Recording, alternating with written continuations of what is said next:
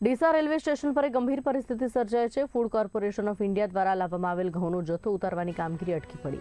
કારણ એ છે કે પ્લેટફોર્મ પર પહેલેથી જ ખાતરનો મોટો જથ્થો અનલોડ થયેલો છે। એફસીઆઈના અધિકારીઓએ જણાવ્યું છે કે જો ઘઉં અને ખાતર એકસાથે પ્લેટફોર્મ પર ઢોળાય તો બંને મિશ્રિત થઈ શકે। જો ઘઉં બજારમાં પહોંચે તો ગંભીર સ્તરે ફૂડ પોઈઝનિંગ થવાનો પણ ભય છે।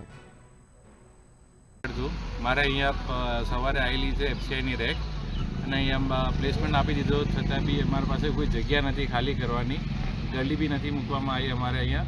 અને આખી રેક ખાલી કરી એમાંથી 8 થી 10 ટનોમાં ને ખાલી લૂઝ ગ્રેન પડે છે।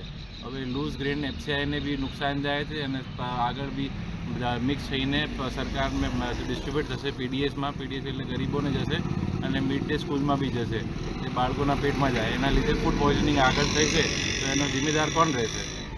અને અમને જબરજસ્તીમાં આવે તો પ્લેસમેન્ટ આપી દેવામાં આવે છે એટલે બધું ભોગવાનું તો કોન્ટ્રાક્ટરને આવે છે। અને એફસીઆઈ અને રેલવે એફસીઆઈ અમને એ જ કહે છે કે તમે પ્લેસમેન્ટ ના લો, પણ રેલવેનો કોઈ બી અમારા માટે સપોર્ટ આવતો નથી।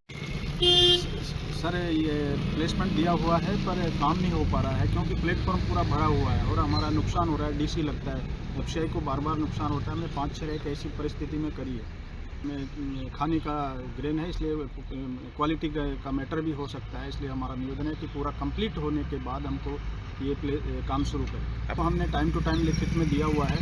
रेलवे डिपार्टमेंट हमको प्लेसमेंट देता है और ये खाद फर्टिलाइज़र ऐसे ही पड़ा रहता है। 2 घंटे के लिए खाली करने का टाइम होता है लेकिन हमारे 24 घंटे तक डीसी लगा हुआ है।